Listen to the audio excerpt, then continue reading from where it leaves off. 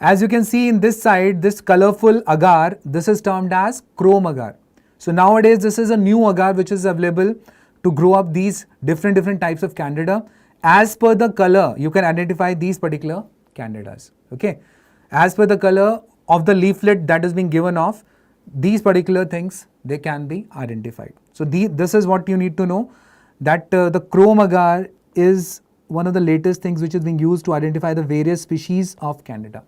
So this is very important, guys. CAP, you have to remember this CAP, beta-1,3-glucan assay. Another important thing which you need to know here is, that is regarding the Candida krusei. Okay, Candida krusei and glabrata.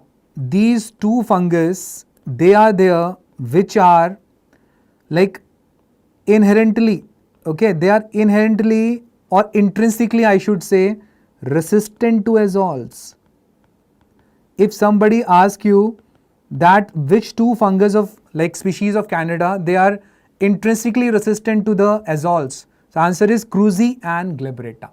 Okay, krusei and glabrata, two are there which are resistant to what? Resistant to the azoles. Is it fine, guys? They are intrinsically or inherently resistant to what? To the azoles.